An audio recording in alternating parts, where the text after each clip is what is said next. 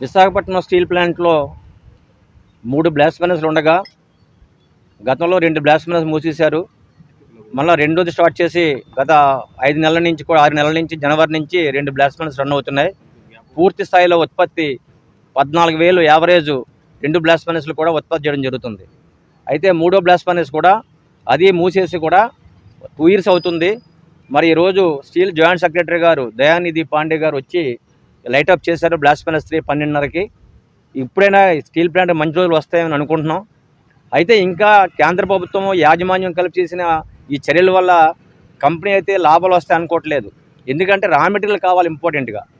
ఈ blast furnace 3కి raw material కూడా ఎన్ఎండిసి నుంచి వస్తే ఎన్ఎండిసి నుంచి మంచి క్వాలిటీది తక్కువ రేటుకి వస్తుంది గవర్నమెంట్ కంపెనీ నుంచి. మినిస్ట్రీ ఆఫ్ స్టీల్లో ఉన్న ఈ ఎన్ఎండిసి నుంచి రా మెటీరియల్ తీసుకురాలేకపోతున్నారు ఈ మినిస్ట్రీ వాళ్ళు. ఈ బ్లాస్ట్ ఫర్నేస్ 3 నడపడానికి పెల్లెట్స్ కొంటున్నారు. దానివల్ల టన్నుకి 2,000 3,000 ఎక్స్ట్రా పెట్టి పెల్లెట్స్ కొని ఈ యొక్క లైటప్ చేశారు. దానివల్ల లాభాలు అయితే రావు. కానీ బ్లాస్ట్ ఫర్నేస్ పూర్తి ఉత్పత్తిలో రన్ అయితే 3 బ్లాస్ట్ రన్ అయితే ఫిక్స్డ్ కాస్ట్ తగ్గి లాభాలు రావడానికి అవకాశాలు ఉన్నాయి. అయితే ఒక పక్క బ్లాస్ట్ ఫర్నేస్ స్టార్ట్ అవుతుండగా మ్యాన్ పవర్ చాలా అవసరం ఉంది. ఉన్న మ్యాన్ పవర్ని మొన్న విఆర్ఎస్ పంపించారు 200 మందిని. అలాగే మళ్ళీ ఇప్పుడు కొత్తగా విఆర్ఎస్కి స్కీమ్కి మళ్ళీ అనౌన్స్ చేశారు. ఇంకా 600 మందిని పంపించేస్తున్నారు. అది కాకుండా మరీ దౌర్జన్యంగా దుర్మార్గంగా అక్రమంగా 5,000 మంది కాంట్రాక్ట్ కార్మికులను తొలగించారు. అది అన్యాయం. ఇది ఈ స్టీల్ ప్లాంట్ 7.3 ఉత్పత్తి చేయాలి అంటే ఖచ్చితంగా అట్లీస్ట్ పర్మనెంట్ కార్మికులు తగ్గిపోయారు. 20,000 నుంచి 10,000 మందికి వచ్చారు. కనీసం కాంట్రాక్ట్ కార్మికులైనా ఉంటే వాళ్ళతోటి 7.3 మిలియన్ తీయటానికి మరి అవకాశం ఉంటుంది. అయితే యాజమాన్యం దొడ్డిదాన్ని నమ్మటానికే టీఎంసీకి ఇచ్చేసి ఆల్రెడీ సెంట్రల్ ప్లాంట్ ఆర్ఎంహెచ్ కూడా టెండర్ వేయడం జరిగింది, యూఏ వేయడం జరిగింది ఎవరికైనా పూర్తి మెయింటెనెన్స్కి. అంటే ఇక్కడ ఉన్న లోకల్ ఉన్న డిస్ప్లేస్ పర్సన్స్ కానీ కార్మికులు కానీ ఎంప్లాయీస్ని పూర్తి బయటకు పంపించి టీఎంసీకి ఇచ్చి ఒరిస్సా నుంచో జార్ఖండ్ నుంచో అదర్ స్టేట్ నుంచి తెప్పించుకొని వాళ్ళు పని చేయించుకుంటారు. చాలా అన్యాయం ఇది. ఈరోజు రాష్ట్ర ప్రభుత్వాన్ని మేము చెప్తున్నాం, ఏ ఒక్క కార్మికు తీయడానికి వీల్లేదు. ఏదైతే మీరు 4,000 మందిని కార్మికులను తొలగించారో 4,000 మంది ఇమీడియట్గా మీరు తీసుకోవాలి.